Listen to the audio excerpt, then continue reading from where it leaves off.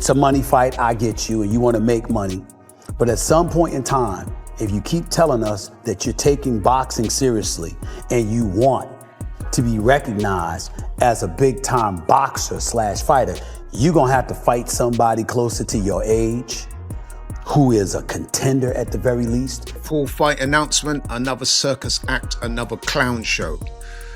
A fight between Jake Paul and Gervonta Tank Davis has been announced as an exhibition fight.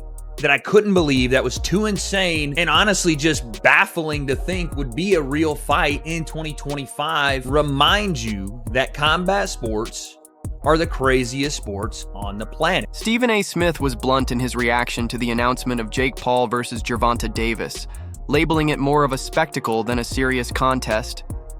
While he admitted that Paul has mastered the art of promotion and knows how to draw attention, Smith argued that the sport of boxing deserves better matchups. In his view, Paul should be stepping in with opponents that make sense competitively, rather than relying on shock value.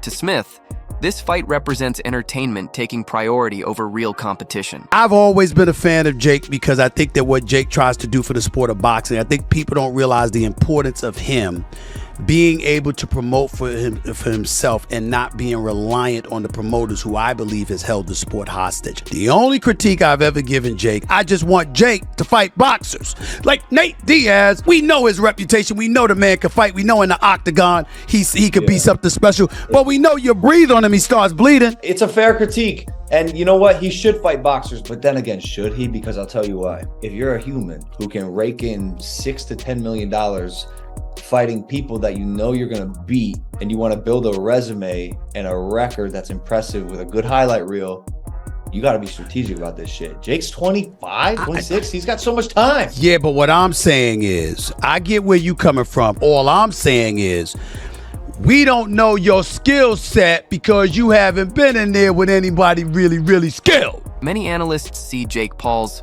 newest matchup as just another spectacle in his unconventional boxing run. They argue that most of his bouts lack real competitive logic, often being crafted more for attention than for sporting merit. Rather than challenging opponents who align with him in style or weight, Paul continues to pursue unusual pairings. For critics, this approach may generate entertainment, but it falls short of being taken seriously as high-level boxing. Performance. Jake Paul won the fight. But yeah, that was that. This time, Jake Paul is to take on Tank Davis. Tank Davis, he was recently in the news for being arrested for a domestic violence incident involving one of his kids' mother. He was alleged to have slapped her about the place. The charges were later dropped, to be fair to him. But yeah, that was when he was last in the news. What is interesting is just a couple of months ago, Tank Davis was saying openly that he'd lost his passion for boxing and that he wanted time away from the sport. There was speculation that he might even retire as he was experiencing extreme mental fatigue from boxing, depression, and there were mental health concerns over him. However, I guess the opportunity to earn a truck full of money, fighting a completely worthless exhibition fight against Jake Paul, was enough to make him change his mind about boxing. Funny that, isn't it? But you know what? I'm not even going to waste your time or mine critiquing this utter nonsense. Suffice to say that this so-called fight we're talking about is an exhibition, and it pits Jake Paul, who is a cruiserweight, by the way, weighs in excess of 200 pounds, and Tank Davis, who is, he was the WBA lightweight champion, who weighs in at about 135 pounds when he fights. So that's a disparity of some 65 pounds. In old money, that's about 4.5 stone. There's also a significant difference in height. Jake Paul is roughly 6'1", 2. Gervonta Davis is 5'5" at best. So, there's a height disparity there of some 8 inches. Ring Magazine broke the news that sent shockwaves through the boxing community. Jake Paul will be taking on Gervonta Tank Davis on November 14th at State Farm Arena in Atlanta, in an exhibition bout set to stream live on Netflix, according to Mike Coppinger. Negotiations for a potential fight between Paul and Anthony Joshua reportedly fell apart due to broadcast disagreements. The matchup raises eyebrows, as Paul's last outing was at 200 pounds, while Davis reigns as a champion at 135. Fans are now debating the massive size gap, the entertainment factor, and what this means for the sport. Paul, who has long pushed his own unconventional path in boxing, spending his own money and leveraging promotion, has undeniably shaken up the game. While critics dismiss his tactics as sideshow antics, others argue his star power and financial clout are bringing new audiences to boxing. This latest matchup, one few believed would ever happen, shows just how far he's willing to push the boundaries. But again, if it makes dollars, it makes sense. And we've seen that Jake will kind of bounce in between doing these entertainment fights and then, trying to push toward his goal of ingraining himself in the sport of boxing, and kind of does both of them. So it's kind of a weird place to be, because he wants the respect of the boxing fans and the boxing hierarchy and hardcore boxing people, but at the same time, he'll gain some of that and then lose some of it. It's like a seesaw of his fights. Like one fight and be like, okay, that's a real fight, or that's a real fight. And he'll go and he'll win the fight. Julio Cesar Chavez, real fighter, maybe past his prime, whatever, but Jake goes and wins that fight pretty easily, and then gets a lot of respect, gets a lot of the boxing hardcore love. And you have these talks about him fighting Anthony Joshua, and that was going to get even more respect. More people were like, that's fucking crazy. What are you doing? Myself included. That seemed like a massive risk, but a lot of people were like, okay, fair play. Anthony Joshua, that's a real heavyweight. Jake wants to fight him. He's a psycho, but fair play. And then you announce this one, and it's like, well, that's the same thing people have been saying about Jake for years, so it's a weird spot to be in for him for sure. But I talked about this not being the first choice, and I don't think it was, because Coppinger reports next that talks for Jake Paul to face Anthony Joshua collapsed over network issues. Now, we had all heard the talks, and they were pretty public, from Eddie Hearn, from Jake. Nakisa Badarian, Jake's manager, was over in the UK on, I think, Sky Sports, talking about the fight and saying how it was a real possibility and they were really starting to work on it. And now Mike Coppinger says that the talks for Jake and Joshua fell apart over broadcasting issues. Jake Paul later confirmed the fight himself on Instagram, posting, "Size versus speed, power versus precision. One will rise and one will fall from Atlanta."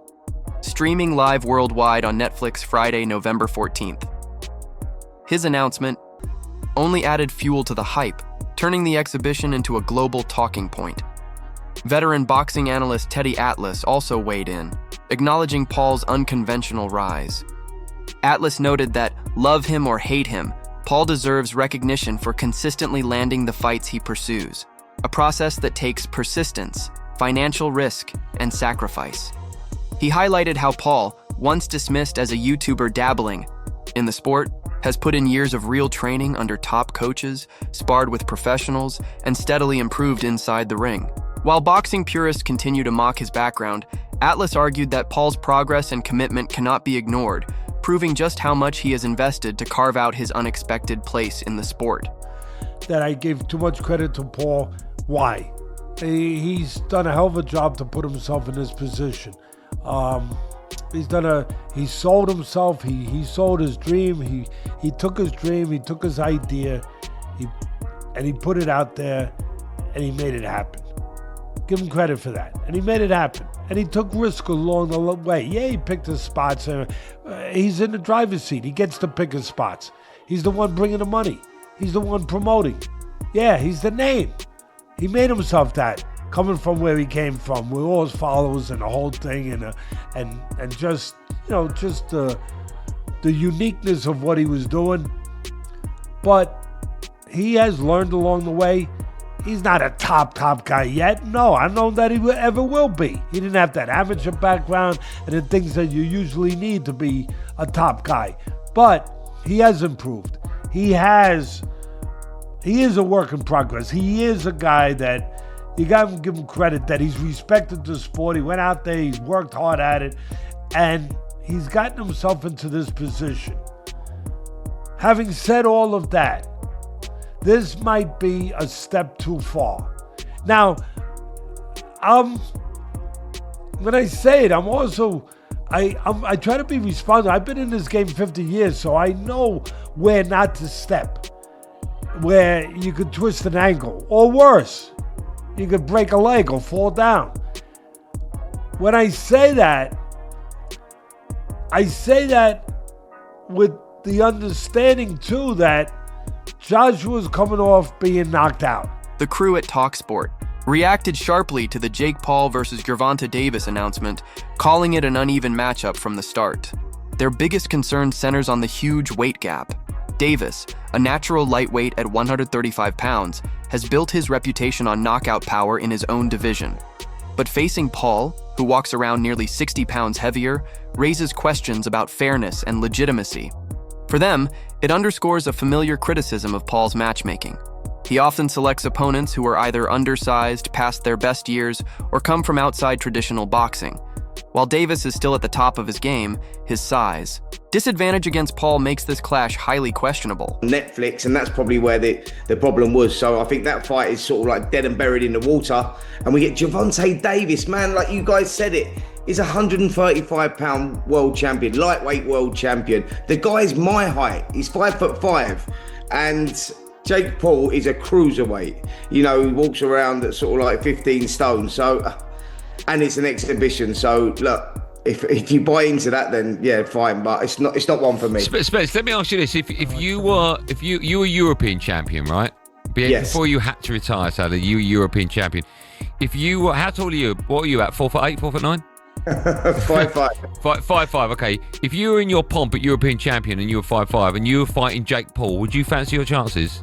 Absolutely. I think, yeah, definitely. I think I fancy my chances. I think Gervonta Davis actually beats him as well. He's one of the pound for pound best fighters in the world at lightweight. But it's a bit of a weird one, isn't it? It's like you got a guy of 5'5" boxing a guy of 6 foot plus. Cruiserweight. Yeah, it's just all a little bit odd. I feel if they're going to do an exhibition, perhaps Jake should have picked someone more his size. Look, his last fight against Julio Cesar Chavez Jr.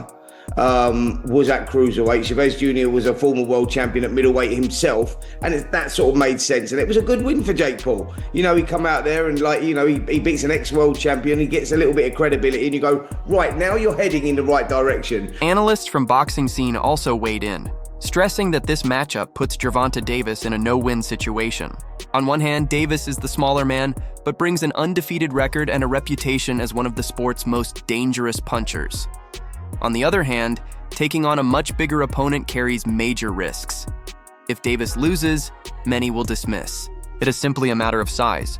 If he wins, critics may argue the victory came against Jake Paul, who they don't consider an elite-level boxer, diminishing the achievement. Jake, it's like, okay, you're fighting a former world lightweight champion. You're bigger, so you have some advantages, even if you're, at a severe skill disadvantage. You're not supposed to expect to do anything, but if you do, it's even, it's bananas for you. It's great. Gervonta, I don't know. What if Jake hits him?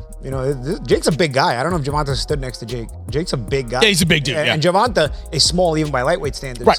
So it is a little bit of a David and Goliath fight. It's just, the David character in Gervonta is much, much more skilled. But I guess that's the thought process. As far as what it does for boxing, well, absolutely nothing. But then again, what have Gervonta Davis and Jake Paul really done for boxing in the ring aspect? Because Jake, very good promoter. I am a believer in Jake as a promoter, and I think that he has a future as a promoter, and I think he's done very well as a promoter, and I think his company has done some very good things for the sport, and for young fighters, and for brewing talent and making good fights on that basis. But as far as from fighters' perspective, what do they do for boxing from a fighter's perspective? I don't think Gervonta Davis has ever done anything for boxing, honestly. Like I feel like TV has just in this generation, they just create stars, and then they just tell you, okay, we're gonna make this guy the star. It's like they're pre-created, and then they just tell you. Critics argue that Jake Paul's sway in boxing stems less from rankings or sporting merit and more from his financial muscle.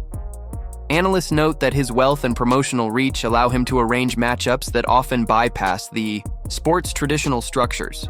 The fact that he secured Julio Cesar Chavez Jr. previously, and now Gervonta Davis, highlights the level of control he carries. To many longtime boxing fans, these bouts feel more like spectacles than genuine competition. Some even believe this influence undermines the integrity of the sport, as the usual system of matchmaking based on weight divisions and rankings gets completely overlooked. Here we go again, people. Another Jake Paul fight, another embarrassing night for boxing. Said this a few times now, and I'm really getting sick of it. 10 rounds of tediousness, whereby Jake Paul was just I say throwing punches, a lot of them didn't have any zip on them against an opponent that was just compliant. He holds boxing in contempt. He's basically pimping the sport. That's what Jake Paul is doing. And I find it unacceptable, I really do. The whole Jake Paul brand is actually bad for boxing. Taking advantage of the sport, pimping the sport, fighting washed up MMA fighters, former fighters, and now we're hearing that he's about to enter the WBA rankings and could be in line for a world title shot. Absolute farce. He couldn't get away with it in any other sport, and that's what makes me so mad. Former world champion Carl Froch didn't hold back, labeling the situation a complete joke. Froch revealed that talks for a Jake Paul vs. Anthony Joshua fight were reportedly 99% done. But instead of stepping up against a true heavyweight powerhouse like Joshua, Paul shifted to facing Gervonta Davis, an opponent nearly half his size. To Froch, the move highlights that Paul is chasing shock value rather than real competition. His comments echo what many insiders suggest, that Paul chooses opponents for maximum publicity with minimal danger. A matchup with Joshua would have been a massive test, but turning to Davis makes the event feel more like a sideshow. So Jake Paul was supposed to be fighting AJ. Eddie Hearn announced 99% done, which we've just spoke about. What next for AJ? Potentially Jake Paul. But it now looks like that Jake Paul is fighting one of Anthony Joshua's legs. He's fighting Gervonta Davis, somebody who's a quarter of his size. I don't even know what's going on. Has Eddie Hearn been played? Let me know what you think, but the AJ fight with Jake Paul's finished. Gervonta Davis, fake Paul, November. I don't know what's going on in the world of boxing. This is an absolute joke. What next for AJ? We'll get into this, and there's so many questions I want to get into. UFC legend and analyst Daniel Cormier offered a different take on the situation. He noted that Jake Paul's blockbuster fight with Mike Tyson on Netflix broke the internet and set the tone for crossover events on a massive scale. Now, with the Davis matchup also streaming on Netflix, Paul is showing that he can consistently create spectacles that reach far beyond boxing's usual fan base. Cormier argued that this makes Paul a notable figure in combat sports, whether people like it or not. He added that Paul is a better fighter than many critics acknowledge. Training. Seriously, taking risks and steadily raising the stakes with each matchup. While detractors dismiss him as just a social media personality, Cormier believes Paul's impact, attention, and improvement in the ring can't be ignored. Agree with him or not, Jake Paul has changed the boxing conversation, and that alone is a measure of success. This had been being talked about even prior to the Lamont Roach fight. I thought it was so utterly ridiculous, especially that you've essentially manufactured Gervonta into a star without really having him fight any major threats in his career, you know?